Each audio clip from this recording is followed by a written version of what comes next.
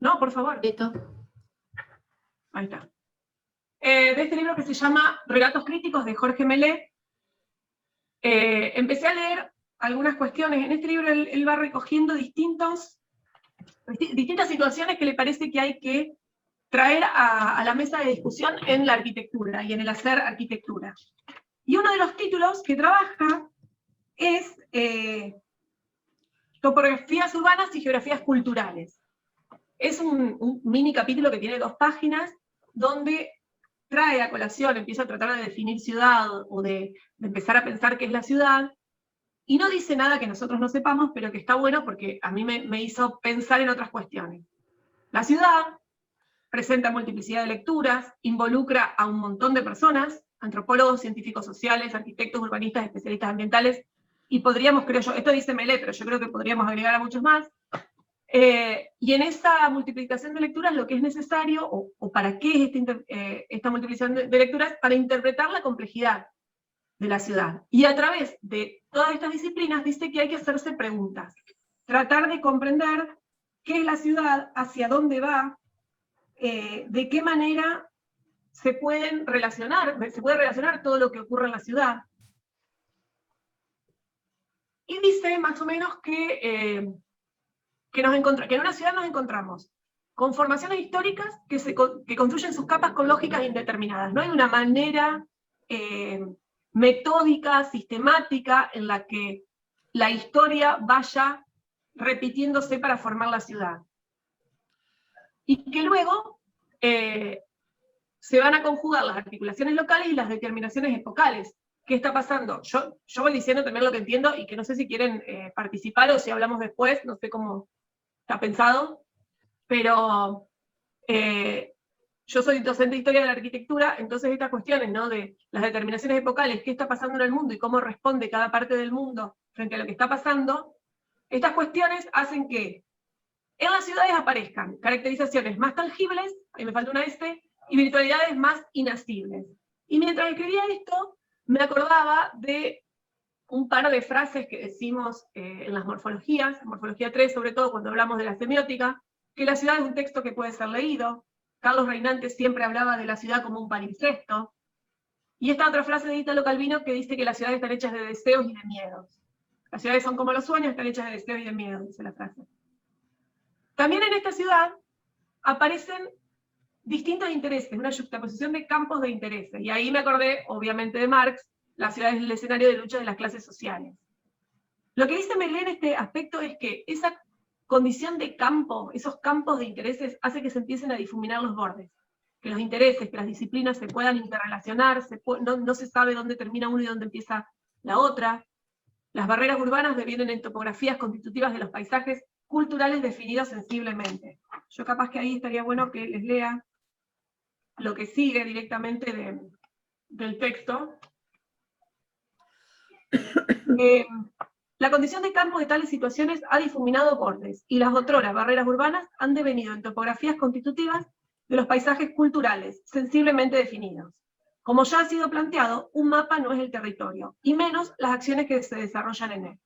Y entonces acá plantea interrogantes. ¿Es el lugar de sus arquitecturas el de significar los hechos habitativos?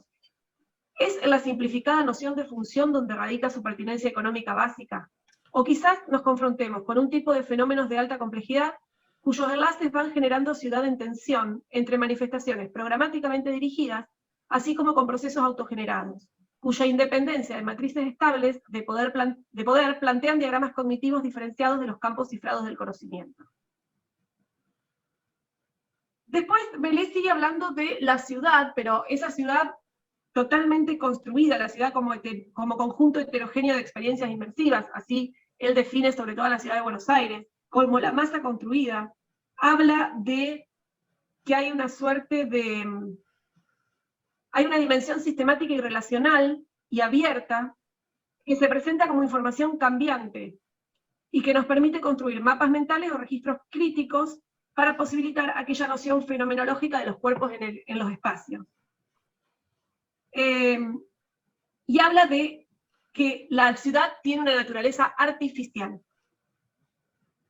que nuestras metrópolis continúan mutando todo el tiempo, colonizando territorios, que se constituyen en archipiélagos de situaciones donde cohabitan varias ciudades, memorias, huellos, rastros y expectativas de futuro.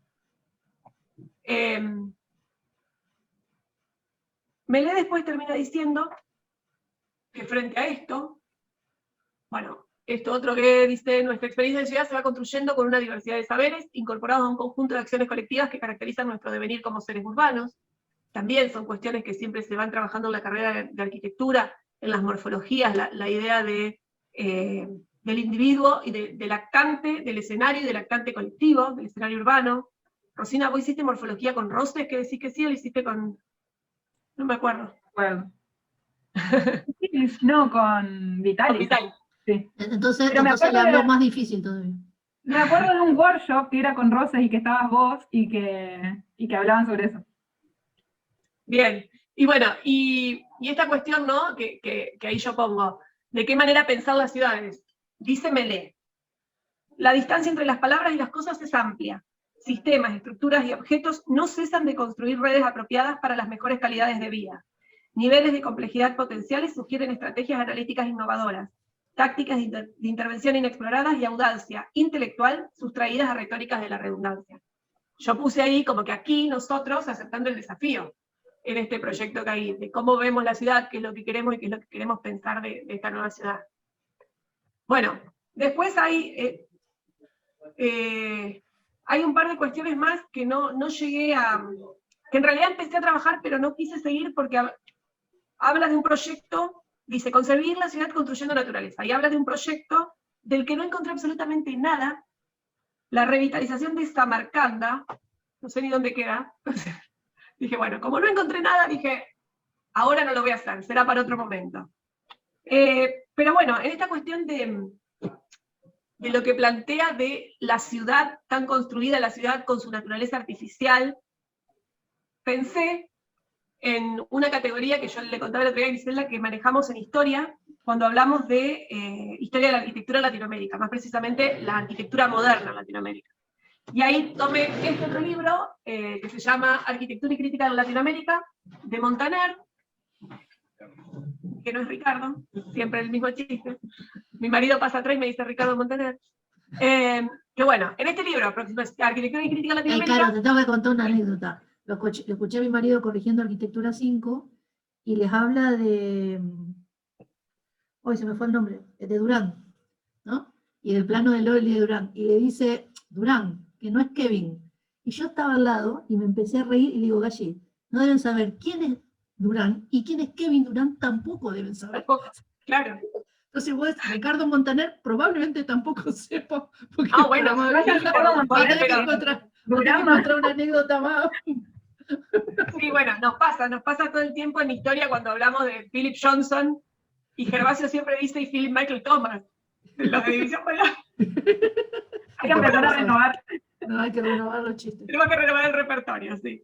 Bueno, Montaner, en este libro, él trata de hacer una aproximación al problema de la crítica, por supuesto de la historiografía, en América Latina.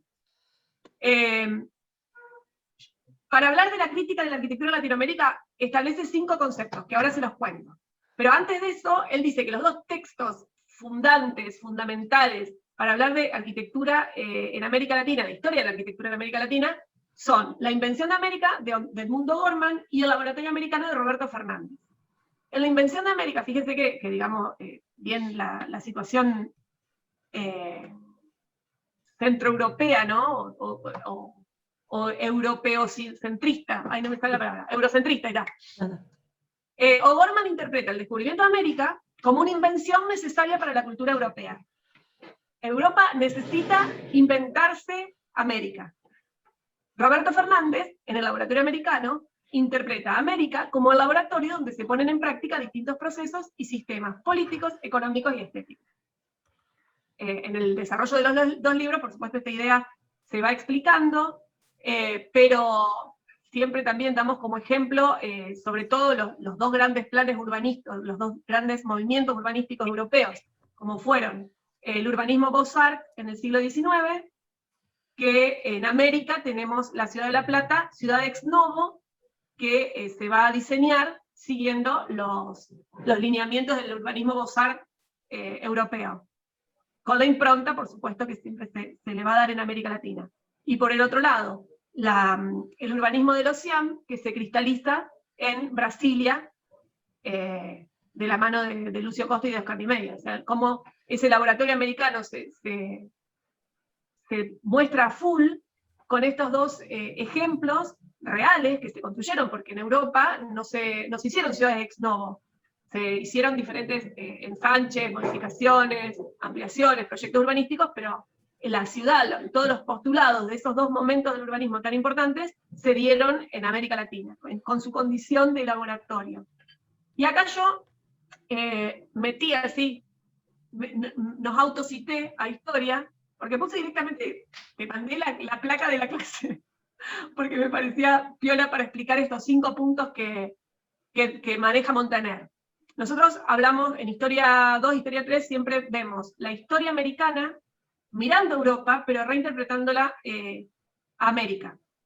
Históricamente, Griselda, vos la estudiaste así, yo la estudié así, nos contaban Europa, toda Europa, y después toda América. No había posibilidad, o sea, no te acordabas de relacionar las cosas, bueno.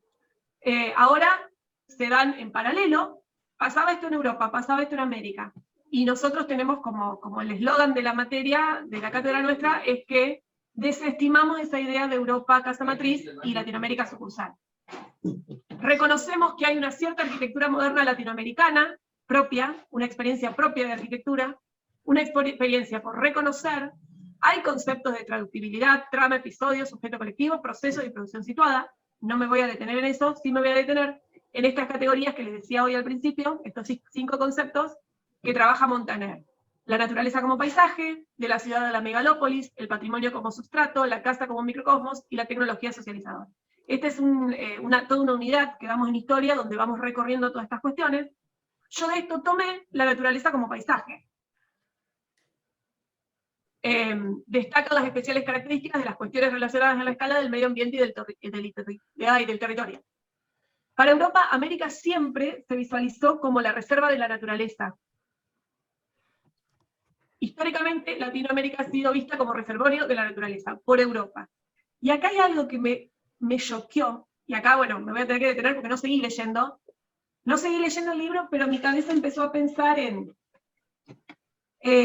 los arquitectos latinoamericanos de la modernidad, y cómo pensaron las ciudades, y cómo pensaron sus obras. Lucio Costa, Brasilia, Niemeyer, cómo estos arquitectos pensaban en incorporar la naturaleza en sus obras, cómo la curva, cómo llevar la naturaleza, las formas. Fruto Vivas, que tiene una casa que se llama la Casa Árbol. También Vladimiro Acosta, y todos sus escritos sobre la arquitectura bioclimática, que son de cuántos años. Incluso antes, hoy cuando hablaba de La Plata, de qué manera se pensó el plan urbano de La Plata, a finales del siglo XIX, pensándolo también desde un lugar donde el paisaje o donde la naturaleza tenía mucho que ver, la cantidad de plazas que tiene La Plata, son 21 plazas distribuidas en toda la cuadrícula de la ciudad, de qué manera se analizaron los árboles, se determinó qué especie arbórea debía ir en cada manzana de acuerdo al ancho de la calle y de acuerdo hacia dónde estaba orientado. Entonces, esa preocupación por el reservorio de la naturaleza, esa idea incluso, por ejemplo, en América del Norte, perdón, es donde se empiezan a pensar y a proteger los primeros parques nacionales, como estuvo siempre presente en Latinoamérica. Y acá yo digo, bueno, después lo seguimos charlando, después les paso el libro si quieren y lo leemos entre todos. Montaner dice, Latinoamérica es una reserva de naturaleza, pero la creencia de que el territorio es ilimitado lleva a dejar unas huellas terribles de grandes complejos e infraestructuras obsoletas, que se abandonan a sus ruinas, tal como sucede en ciudades argentinas como Santa Fe. ¿De qué estamos hablando? No sé, yo no quiero llamar, porque ahí corta encima el tipo. Yo no quiero llamar a Montaner y decirle, pará, explícame qué me quiere decir con esto. ¿Qué te metes con Santa Fe? Ahí Callastá. De Callastá debe estar hablando. Yo estaba pensando también en grandes huellas de grandes complejos de infraestructura obsoletas. Yo estoy pensando, no sé, en la traza del ferrocarril, ¿me entendés?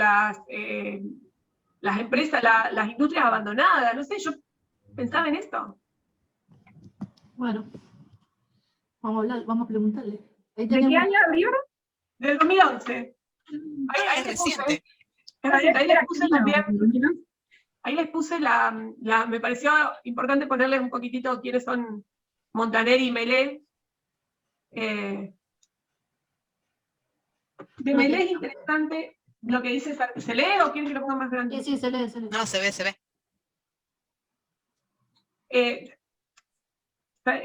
Melé lo que tiene para mí es que él presenta, ¿no es cierto?, las cosas y te deja para que lo sigas pensando vos. Montaner es un arquitecto que siempre tiene muchos libros donde trata de categorizar, ¿viste? De explicar sistemas, tiene un libro que se llama Sistemas y no me acuerdo cómo más, pero siempre trata de ir clasificando y para entender, para comprender mejor la historia o la producción. Sí. Sí, es más didáctico. Hola, me sumé un ratito. Hola. No sé, Cami, Sí, yo. con me la sumé un voz ratito. no te veía, pero ahí está. Bueno, Bueno, ¿quién dejo. quiere seguir? Un sociólogo, Mira. vamos uno y uno. Ah, Vamos sociólogo, bueno. Sí.